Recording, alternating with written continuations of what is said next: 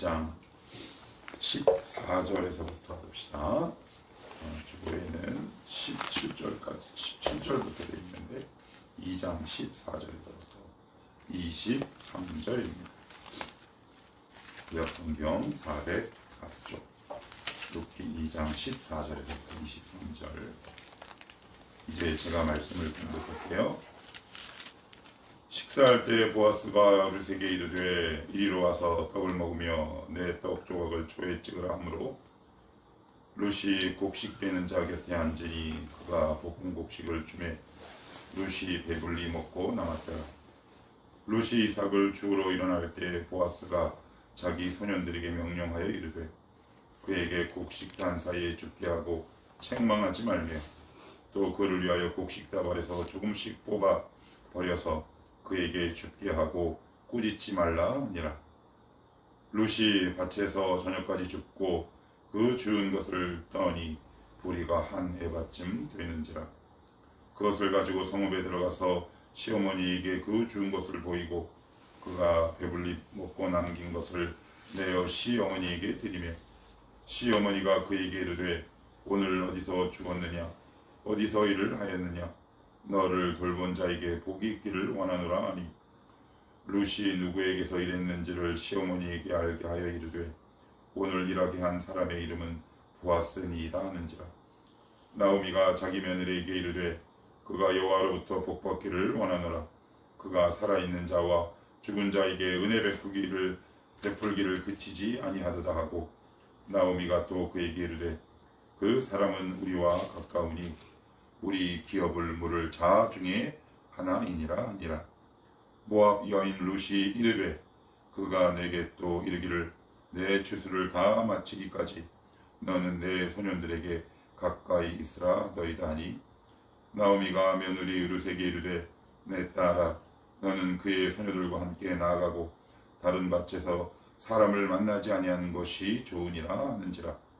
이에 룻이 보아스의 소녀들에게 가까이 있어서 보리 추수와 밀 추수를 마치기까지 이삭을 주우며 그의 시어머니와 함께 거주니라. 아멘. 오늘 말씀은 보아스가 드디어 룻의 이야기를 듣죠.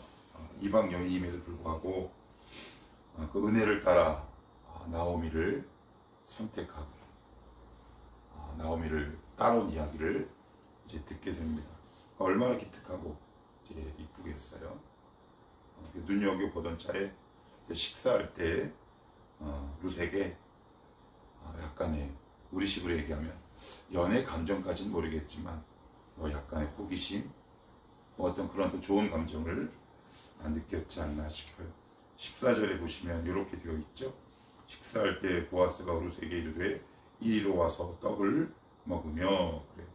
보아스는 이미 룻이 모압 여인인 줄 알지요.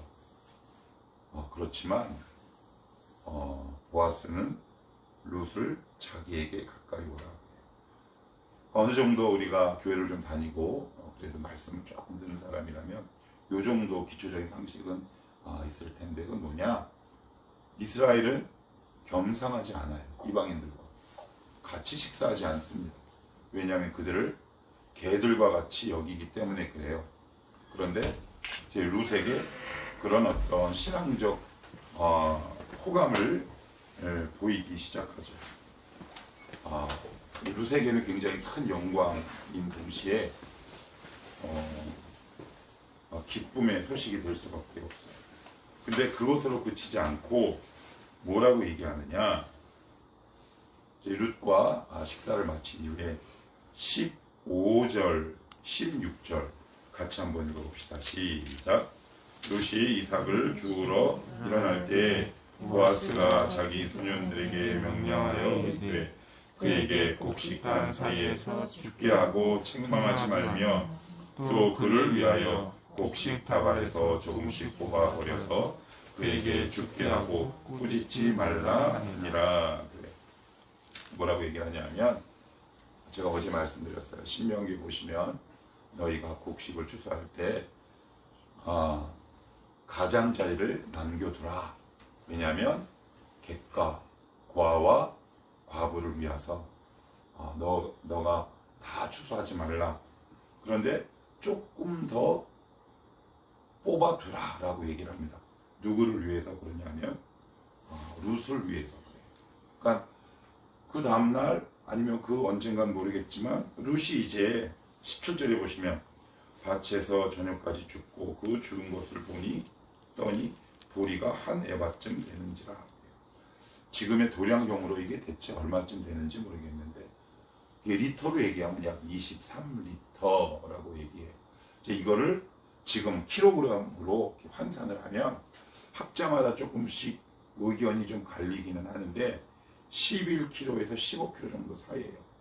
그런데 그 당시 아침부터 저녁까지 이게 추수가 아니에요. 추수가 줍는 거예요. 그런데 보통은 약 3kg에서 5kg 정도를 수확을 하면 굉장히 많은 양이라고 해요. 그러면 이것을 최대치라고 봤을 때 남들 수확한 양의 약 3배를 누가? 룻이 수확을 한 거죠. 왜 이렇게 수확을 했을까요? 보아스가. 그러면 룻은 이 사실을 알까요? 모를까요? 몰라요. 우리도 하나님 은혜가 우리를 살피고 있는지 모르더라고요. 이게 어려워요. 신앙생활. 하나님이 보이지 않는 것에 우리를 도울 때 여러분 그거 아십니까? 모르더라고요. 아니 멀리 갈 것도 없어요. 저부터 몰라요. 이게 잘 안 보입니다. 그 당시는 잘 안 보여요. 그러니까 자기가 열심히 해서 수확한 줄 알죠. 그죠? 내가 열심히 돈 벌어서 많이 번 줄 아는 거죠. 이래서 우리가 기고만장해지는 거고 교만해지고 겸손해지지 못하는 이유가 바로 이것 때문이 아닐까 해요. 룻은 몰라요. 이거 왜 이렇게 오늘 많지? 이 식량이 왜 이렇게 많이 떨어져 있지? 얼마나? 그런데 만약에 룻이 그것을 다 죽고 나서 자기가 수확한 것처럼 이렇게 의기양양하면 보아스의 마음이 어떨까? 아니면 이 말씀을 우리에게 적용해서 이것이 마치 내가 잘났고 내가 잘나서 이것을 수입하거나 아니면 수확했던 것으로 착각하면 주님 마음은 어떨까? 그래서 어제 말씀을 준비하다가 조금 창피한 이야기지만 이상하게 잘 안 보이더라고요. 주님, 더 솔직히 얘기하면 이거 제가 주운 건데 이런 생각이 먼저 이 말씀 앞에 말씀과 저의 마음이 탁 부딪히니까 이게 싫은 게 아니라 어렵습니다. 말씀이. 그저 그냥 아멘 하고 할 수도 있는데 이렇게 말씀과 저의 현 상황을 이렇게 대입을 해보니까 말씀은 진성아 나는 너 보이지 않는 곳에서 지금 너를 돕고 있어 라고 말씀하는데 내가 느끼는 현실 감정과 이 사실과 상황은 이거 내가 주운 건데 이거 내가 아침부터 저녁까지 뼈 빠지게 하는 건데 라는 생각이 충돌하다 보니까 이 말씀이 저의 현실 안으로 심령 안으로 영혼 안으로 들어오기가 쉽지 않습니다. 그러면서 이게 참 창피한 이야기인데 무슨 생각이 났냐 하면 여러분 생각이 나더라고요. 우리 성도들도 말씀과 내 현실 세계가 충돌할 때 되게 힘들겠구나. 그동안 잘난 거 회개해야 되겠다. 뭐 이런 생각도 좀 들고요. 아무튼 성경은 우리에게 이렇게 증거하네요. 나는 네가 보이지 않는 곳에서 네가 추수할 수 있을 만큼 너를 돕는 임마누엘의 하나님, 너를 돕는 하나님. 이 사실을 우리가 알고 이 사실에 눈을 뜰 때 교만하지 않을 수 있지 않나 싶습니다. 그래서 이따가 여러분들 기도할 때 하나님 왜 이렇게 막막합니까? 왜 이렇게 현실 세계가 팍팍합니까? 뭐 그럴 수 있죠. 그럴 때 이 말씀을 붙들고 우리 다 같이 이렇게 한번 기도해 봤으면 좋겠어요. 하나님 보게 하옵소서. 오늘도 보이지 않는 우리 사방에서 우리를 돕고 계시고 천군 천사를 보내서 우리를 살피고 계시는 하나님의 그 세심한 손길을 보게 하옵소서. 그런데 이게 잘 안 보여요. 예를 들어 볼까요? 아기는 태어나기 전에 부모가 베네저고리, 분유, 모빌 이런 거 준비한 거 알까요? 모를까요? 근데 나중에 알더라고요. 그리고 그 고마움은 또 언제 알까요? 여자들은 자신이 아기를 맞아요. 낳아보면 엄마 그러면서 울더라고요. 아 참. 그래서 주님이 아마 오래 기다리시지 않겠나 싶어요. 우리 철들 때까지. 그래서 하나님 그것을 보게 하셔서 죽기 전에는 철들고 싶습니다. 아니 좀 더 빨리 철들어서 지금까지 우리를 보이지 않는 곳에서 돕고 계셨던 그 주님의 세심하고도 세미한 손길을 우리가 눈으로 보고 확인하고 주 앞에 감사할 수 있는 신앙이 되었으면 좋겠습니다. 이렇게 고백하면 참 좋지 않을까 싶어요. 얼마 전에는 우리 청년들이랑 얘기하다가 그런 이야기를 한 적이 있어요. 제가 딱 30년 전에 교회가 산산조각 나는 큰 환난과 고난을 겪은 적이 있어요. 첫사랑으로 불처럼 뜨거울 때 제 안에 뭔 믿음이 있겠어요? 신앙이 있겠어요? 훈련을 받은 적도 없고 제가 받은 은혜는 불 하나예요. 성령의 불이야. 그런데 그런 이 나약한 저에게 하나님이 불시험을 허락하시더라고요. 불을 지져도 대답도 안 하시더라고요. 이 양반. 얼마나 속상했는지. 그래서 뭐 맨날 술 마시고 그랬죠. 근데 30년이 흐른 지금 제가 뭘 아냐 하면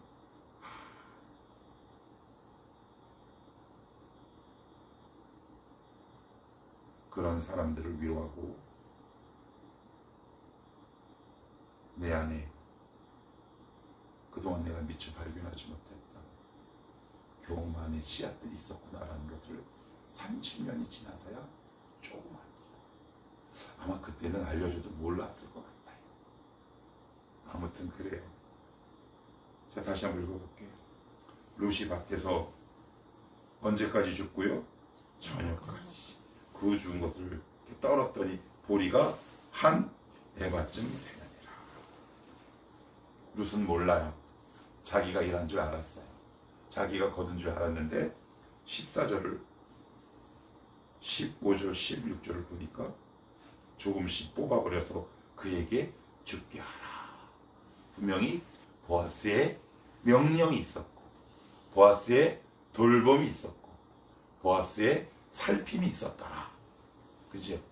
예. 하나님 오늘도 보이지 않는 곳에서 저를 돕고 계시는데 우리의 영적 안목이 크게 열려서 이것을 볼 수 있으면 좋겠습니다. 그래서 시쳇말로 주둥이 대빨 나와서 하나님 앞에 원망하는 것이 아니라 감사합니다. 이렇게 고백할 수 있으면 여러분 말고 제가 참 좋을 것 같습니다. 우리 말씀을 조금 더 볼까요? 그리고 나서는 자기만 먹을 수 없잖아요. 그래서 이제 며느리인 룻이 갑니다. 18절 그것을 가지고 성읍에 들어가서 시어머니에게 그 죽은 것을 보이고 그가 배불리 먹고 14절 저 끝에도 보시면 그가 볶은 곡식을 주매 룻이 배불리 먹고 그래요. 배불리 먹고 여기서만 나오는 표현이에요. 그들은 우리 1장 2장 여기까지 룻과 나오미가 배불리 먹었다는 기록은 없고 무슨 얘기만 나왔냐면 다 망했더라. 죽었더라 라는 표현만 나오는데 요 짧은 문장 사이에 배불리 먹었다는 표현이 2번이나 나오는 거죠. 그죠? 말씀을 준비하면서 이런 생각해봐요. 하나님께 가까이 한 걸음 한 걸음 가까이 나갈 때 우리의 영혼의 빈곤과 물리적 빈곤도 하나님 해결하시는 거예요. 그죠? 한 걸음 한 걸음. 전에는 이 단어가 보이지 않았어요.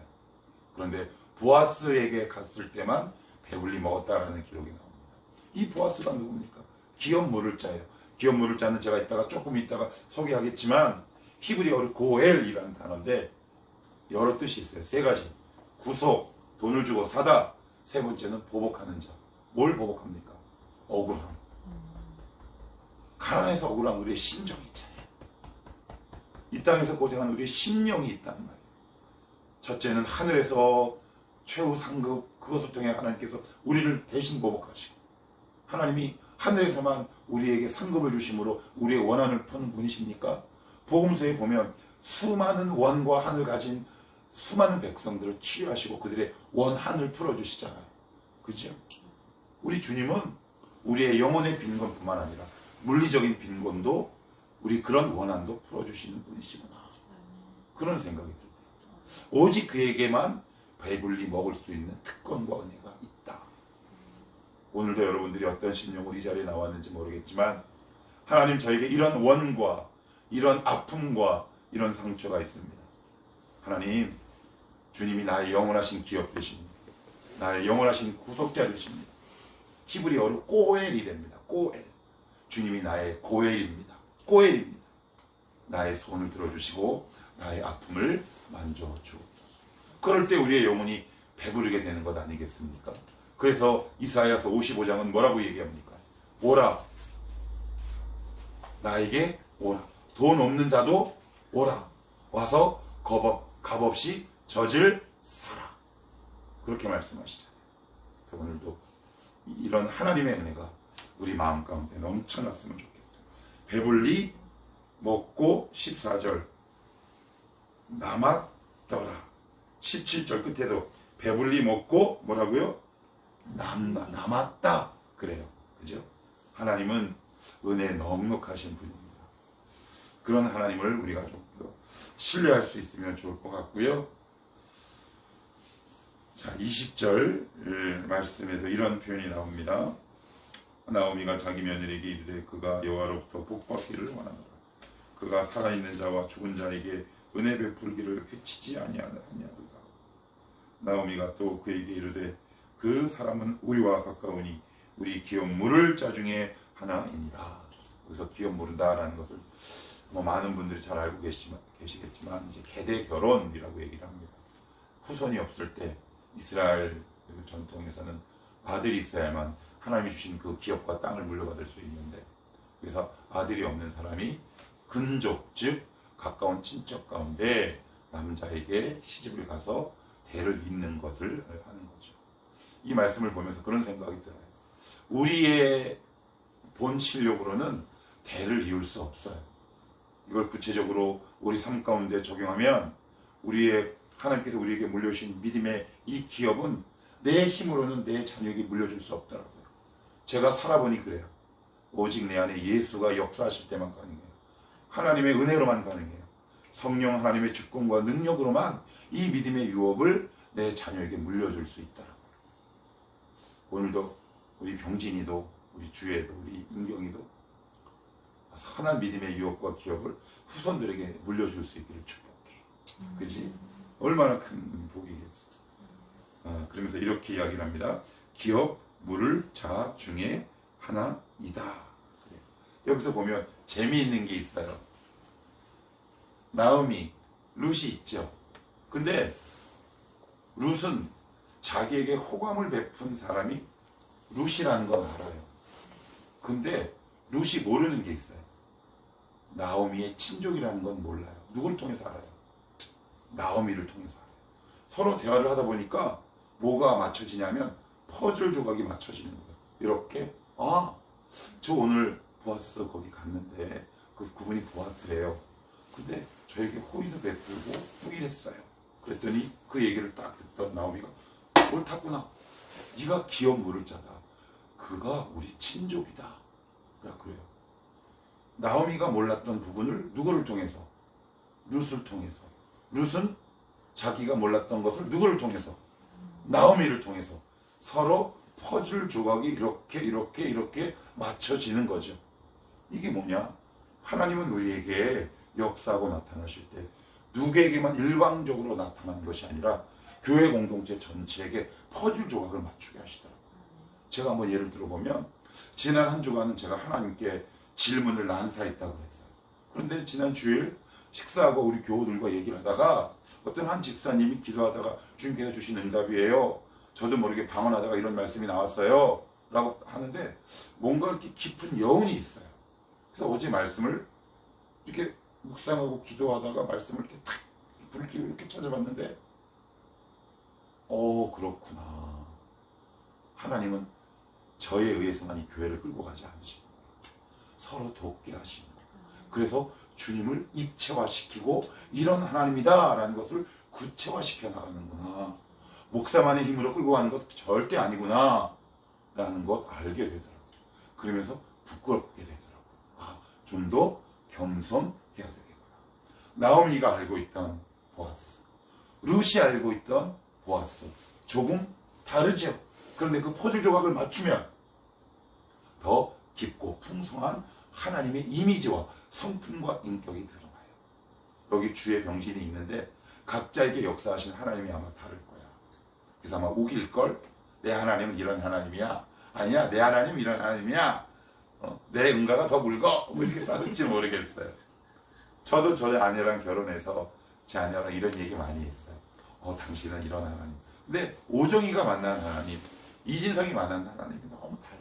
저는 불 가운데, 환난 가운데, 고난 가운데 만났고, 우리 아내는 조금 더 정적이고 고민하고 이지적인 가운데 만났어요.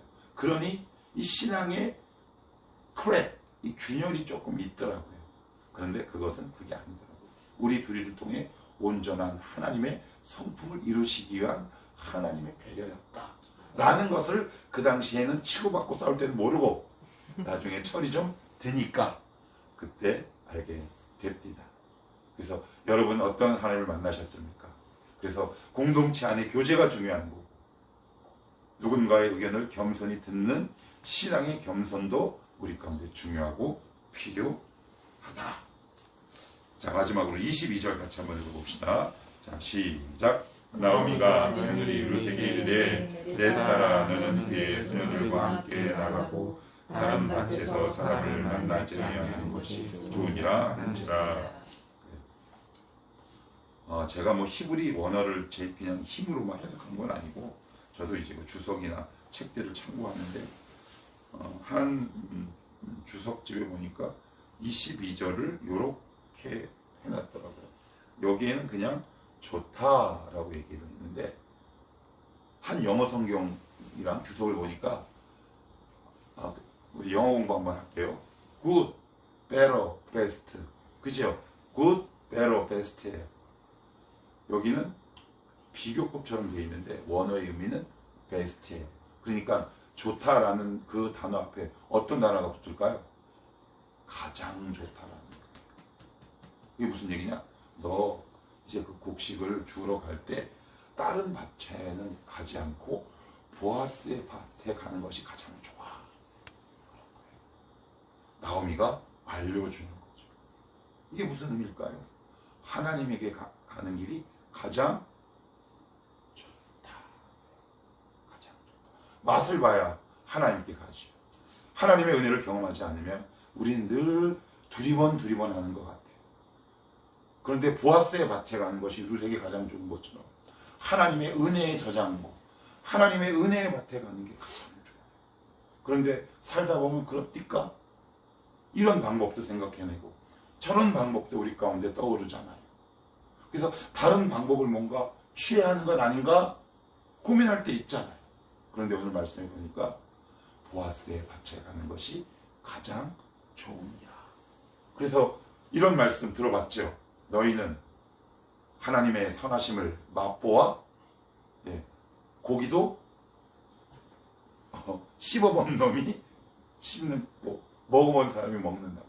하나님의 은혜를 경험한 사람, 그런 사람이 또다시 하나님의 은혜의 밭으로 달려가게 되어 있는 것 같아요.